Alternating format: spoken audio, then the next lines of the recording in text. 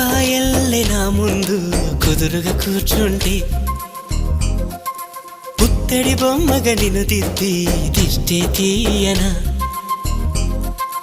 పిల్లాడల్లే అల్లరిగా పరుగులు తీస్తుంటే